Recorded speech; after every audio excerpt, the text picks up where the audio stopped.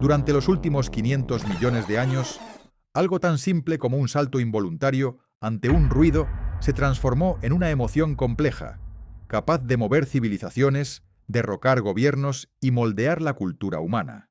Lo que comenzó como una reacción de supervivencia se convirtió poco a poco en el motor silencioso detrás de la política, la religión y hasta de los algoritmos que te recomiendan qué ver esta noche.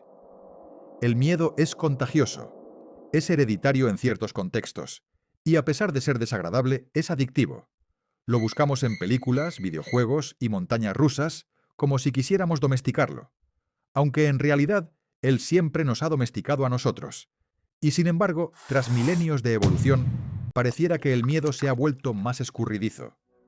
No lo hemos destruido, simplemente ha aprendido a disfrazarse. Hoy el miedo ya no se esconde solo detrás de un rugido o de una sombra.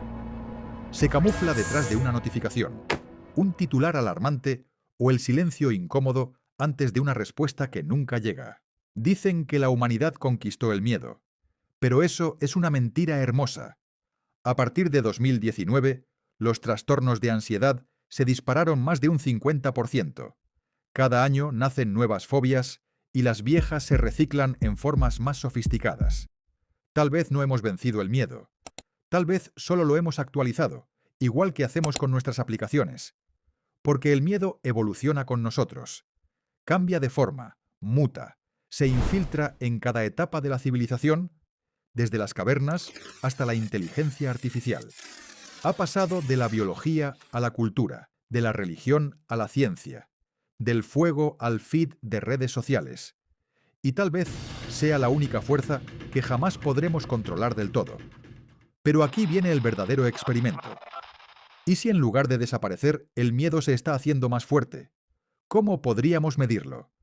El pulso, los escalofríos, las pupilas dilatadas, esos son solo síntomas. Pero el miedo no se deja capturar tan fácilmente. Para entenderlo hay que seguir su evolución, nivel por nivel, como un fósil que se adapta al tiempo. Nivel 1. El miedo biológico. Todo empezó con un reflejo, el sobresalto acústico. No es un miedo en sí, pero es su cimiento. Un sistema de alarma incrustado en el tronco del encéfalo, tan primitivo que lo compartimos con ratas, gatos y delfines. Su misión era simple: reaccionar o morir.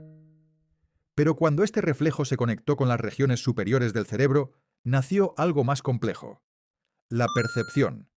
Y con ella, el primer miedo reconocible: las alturas. Incluso las tortugas lo tienen.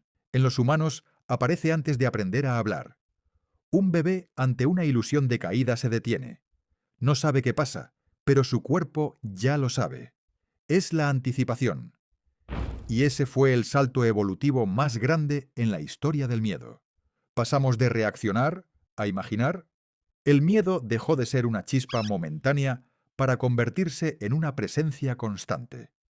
Aprendimos a leer señales, a anticipar amenazas, a vivir pendientes de lo que podría pasar. Eso nos mantuvo vivos, pero también nos convirtió en criaturas paranoicas. Y cuando desaparece la información, aparece la oscuridad. La oscuridad no es el miedo, pero la fabrica. No es el vacío lo que nos aterra, sino la posibilidad de lo que podría estar dentro. Nuestros ojos dependen de la luz, pero nuestros bastones retinianos solo detectan movimiento. Así que cuando la luz desaparece, el cerebro empieza a inventar. En la oscuridad, cada sombra es un depredador potencial, cada susurro un presagio. Los que sobrevivieron no fueron los más valientes, sino los más precavidos.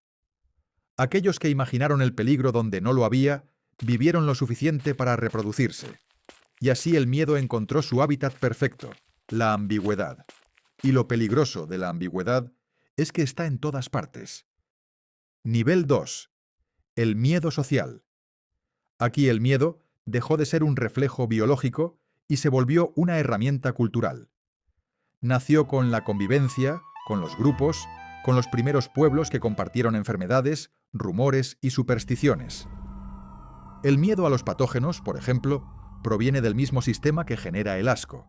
Es un miedo invisible, un enemigo microscópico que se esconde entre nosotros. Cuando los humanos empezaron a vivir juntos, el miedo a los depredadores fue reemplazado por el miedo a los contagios. La peste negra, la viruela, la plaga de Justiniano, no solo mataron cuerpos, transformaron sociedades, cambiaron nuestras creencias, nuestras leyes, nuestras jerarquías. Cada pandemia reescribió el comportamiento humano. Cómo comemos, con quién nos sentamos, a quién culpamos. Pero lo realmente perturbador es que, tras cada brote, la humanidad salió más controlada, más vigilada. El miedo a lo invisible abrió la puerta a una nueva forma de poder. Y si hay algo aún más aterrador que un virus, es otro humano.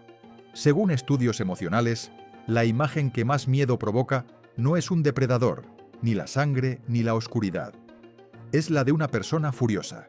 El ser humano es el único animal que puede sonreírte y apuñalarte en la misma frase. Hace 10.000 años, los cazadores-recolectores no temían a los tigres dientes de sable, sino a otros cazadores. En muestras fósiles del Paleolítico, casi una cuarta parte de los cráneos tienen heridas hechas por otros humanos. Y hoy seguimos igual, solo que con mejores herramientas. Pero detrás de la violencia hay algo más profundo: la necesidad de pertenecer. Desde Rómulo y Remo hasta Caín y Abel, el miedo a la exclusión ha sido una constante. En Roma, el destierro era peor que la muerte. En China, el castigo público era una forma de borrar tu lugar en la sociedad. Y en tu cerebro, el rechazo activa las mismas zonas que el dolor físico. Nos duele no pertenecer, literalmente. Y ese es quizá el miedo más universal, el miedo a no ser aceptado. De ahí nacen la vergüenza, la timidez, la ansiedad social y ese temblor en la voz cuando hablas en público. No temes al público, temes al rechazo. Nivel 3. El miedo abstracto. A veces, el miedo no necesita un enemigo. Hay lugares que nos incomodan sin razón aparente. Una habitación, un pasillo, una escalera. No hay peligro, pero algo en tu cuerpo se tensa. Es el eco de millones de años de condicionamiento. El sonido de baja frecuencia, un patrón visual extraño, una sombra mal colocada, todo puede despertar esa respuesta ancestral. No hay monstruo, solo tú, tu cerebro y una idea mal interpretada. De ahí nacen fobias extrañas, a los objetos sumergidos, a los espacios grandes, a los agujeros, a los patrones repetidos. El cerebro reconoce algo, pero no sabe qué, y entra en pánico. ¿Por qué? Por recursividad, la capacidad de pensar sobre lo que pensamos. Esa bendición que nos dio la imaginación también nos condenó al catastrofismo. El miedo ya no necesita depredadores, basta una idea. Un pensamiento activa otro, que activa otro, que activa otro. Y de pronto el miedo se alimenta de sí mismo. Así nacen las crisis de ansiedad, los ataques de pánico, las pesadillas despiertas. Pero también las historias de terror, las películas, los mitos. El miedo aprendió a jugar con nosotros, y nosotros con él. Lo volvimos entretenimiento, lo domesticamos, o eso creímos.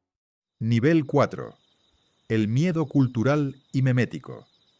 El miedo no solo se transmite genéticamente, también se propaga como una idea. Cuando empezamos a crear símbolos, palabras, mitos, el miedo encontró un nuevo vehículo: la cultura.